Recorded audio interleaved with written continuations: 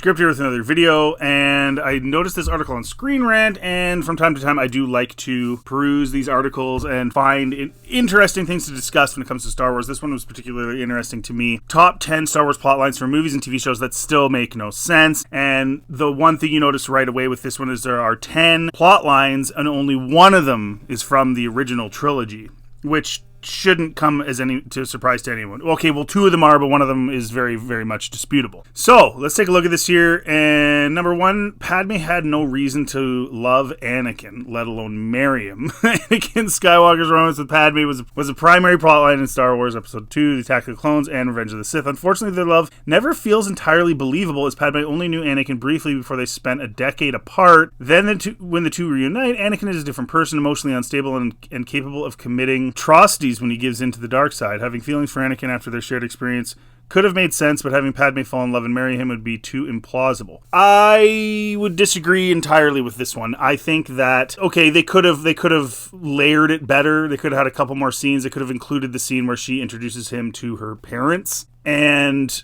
they didn't. You could say, well, she didn't have a reason to love him. They slept together. She got pregnant.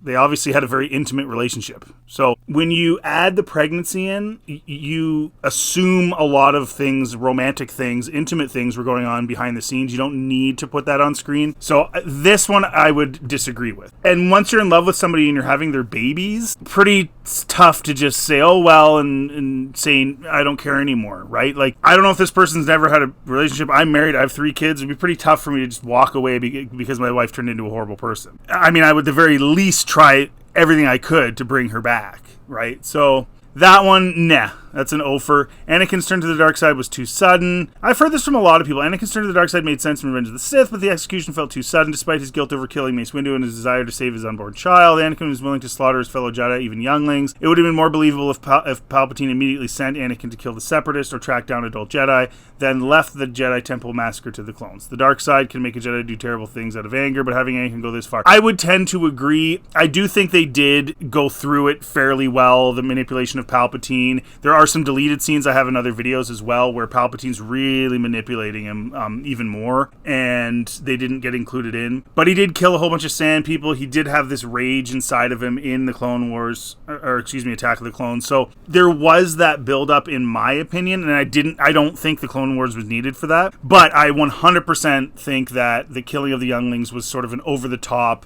extreme thing that they threw in there to try and convince us that he was just this pure evil thing, and that was a little too much, a little too fast. I do agree with that. So this one I do give a point to, because like the author here says, he didn't need to go all the way to killing kids, and they could have just been shot by the clones. It was totally unnecessary. Reva's plan to kill Vader was confusing. Reva survived Anakin's attack on the Jedi Temple and swore to avenge her fellow younglings by killing him. She planned to earn his trust as an Imperial Inquisitor and kill him once she got close enough, but her plan was severely flawed. If getting close to Vader was that hard, she would have spent years hunting fellow Jedi, the very thing that motivated her to seek revenge. There were several moments in Obi-Wan Kenobi where Reva could have tried to kill Vader, but didn't. I actually talk about this in my review of the Kenobi show, and yeah, her motivations make absolutely no sense. And if your whole plan was to get close to Vader, and you're going to slaughter a whole bunch of your fellow Jedi to get close to him, and I think they were trying to kind of like make it feel like she was twisted up in a pretzel because she's been doing those things, and it's kind of made her dark-sidey, but ultimately she just wanted to kill Vader. But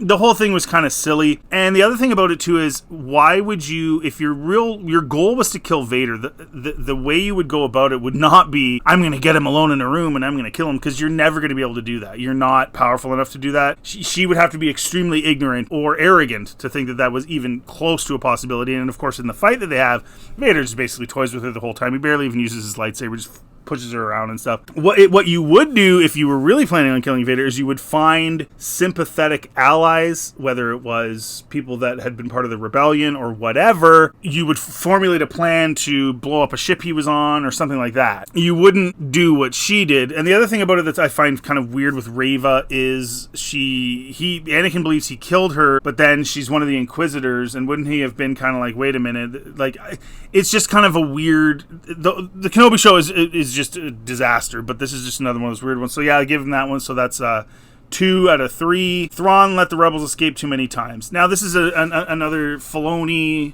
special where he doesn't think.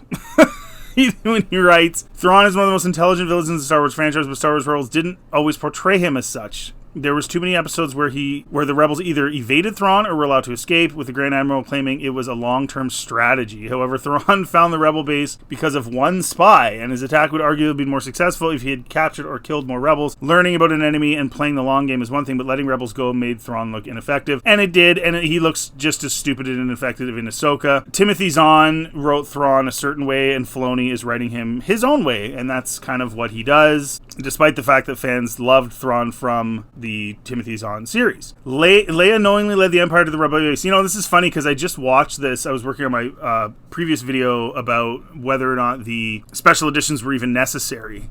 When Moff Tarkin and Vader let Princess Leia escape from the Death Star, the problem was that Leia figured out their plan and told Han they were being tracked. She did, yet she still went straight to the rebel base. She could have rendezvoused with another ship to take the plans, told Han to find and remove the homing beacon, or started an evacuation as soon as they arrived on Yavin 4. In the movie's finale, the Death Star battle only happened because Leia knowingly led the Empire to the Rebels' doorstep. I kind of thought that too. I thought for sure she'd be like, why don't we go park somewhere and you and Chewie try to find the homing beacon and remove it. The other side of the argument, though, is that she openly says they're being tracked, goes to the Rebel base knowingly because she wanted to make a stand. And knowing that they had the Death Star plans, she knew that they could formulate a plan to make a stand. And there's an argument for that. At some point, you have to make a stand. You don't just run away and let this Death Star keep going around blowing up planets, right? So I think that was where she was coming from. So I give this one a mulligan. Ewoks shouldn't have been able to defeat the Empire. Okay, so this in the movies themselves is a little bit unbelievable, but you have to understand too that, okay, if the Ewoks are able to set up all these traps and they're doing all these things and they're able to fight the way that they fought and actually have a strategy, there must be more to it, and they must have had to deal with some of these issues in the past. Of course, it doesn't get well enough explained in the movie. They should have had even a throwaway line or some sort of expository dialogue where 3PO relays the message to Han and Leia and Luke that, hey, these guys can fight. They know what they're doing. They have to deal with the Goraks. And what the Goraks from the Ewok movies, is the two Ewok movies. And the Goraks were these humongous creatures that grew to be 6 to 30 meters tall. So imagine a 90-foot gigantic crazy creature. So even a 6-meter creature, that's an 18-foot tall adversary that's trying to get you and eat you or whatever. And so they had these systems in place and these ways to fight that made sense. So like you think about the two logs coming together to take out the AT-ST, it stands to reason they would have built those before and used those before, probably on the Goraks. Same with the logs tripping them, things of that nature. So they've dealt with really, really large enemies. So I can't give them this one. I will say though that they should have put a line in there like, oh, I've been informed that they can fight because they've been dealing with this Goraks colony for years. Then you'd be like, oh, and then Han could say something like, what the heck is a Goraks? And then 3PO could be like, oh, well, they're these giant creatures that grow to be blah, blah, blah. And then you'd be like, oh, okay, good. We're done. We know now that they're capable. Boba Fett changed too quickly after The Mandalorian. The book of Boba Fett changed the titular character from a selfish bounty hunter to a crime boss who looks out for his city. He's not a crime boss. He's not a crime boss. He's trying to go legit, which isn't a terrible idea on paper. The problem is that Boba changed too quickly after Mandalorian Season 2, where he was even more ruthless than the original trilogy. Boba should have started as a cruel crime lord who gradually embraces the people of Mos Espa as his tribe. Unfortunately, the Book of Boba Fett doesn't leave enough room for character development, making Boba seem weak and uninteresting compared to the Mandalorian. And this is the fault of Filoni and Favreau.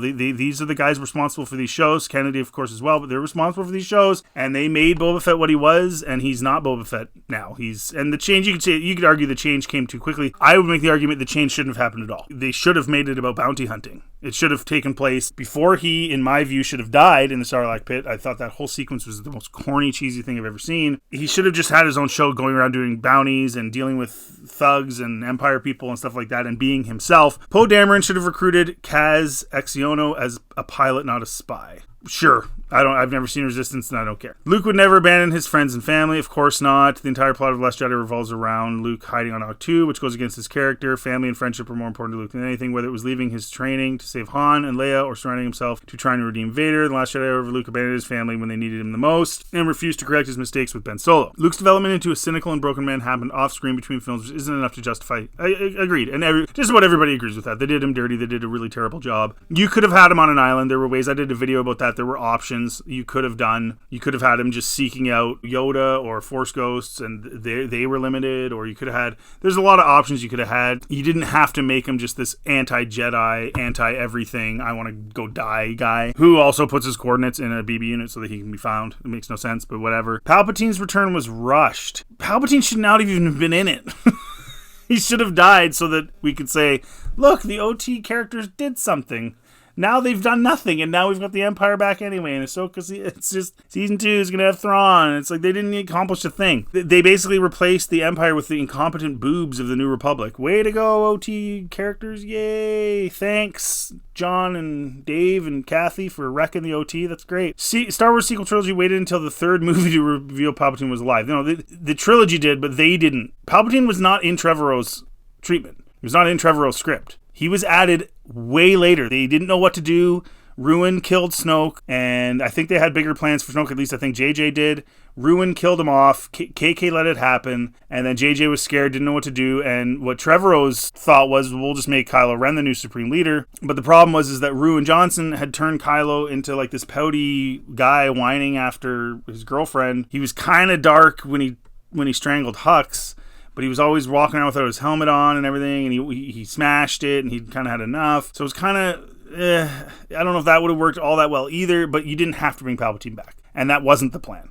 They just added that later. The Rise of Skywalker also revealed that Palpatine was Rey's grandfather, only to have them meet briefly at the end of the movie. And that, again, wasn't even planned halfway through shooting, according to Daisy Ridley herself. It's in my Tragedy of the Sequel trilogies. I have series of interviews, and one of them, she literally says they were halfway through shooting and she didn't know what her lineage was still. What a disaster. If Palpatine had returned in the first or second movie, there would have been time to explain how he survived and develop his relationship with Rey. Sadly, this movie is full of plot holes, unanswered questions, making Palpatine's return the most nonsensical plotline in Star Wars. Yeah, so a lot of these are correct. There's a bunch of them that are correct. I would dispute the 2 in the OT, at least to a degree enough to say that they're probably not plot holes and nonsensical stupid things. Let me know what you guys think in the comment section. This was just Reva, come on.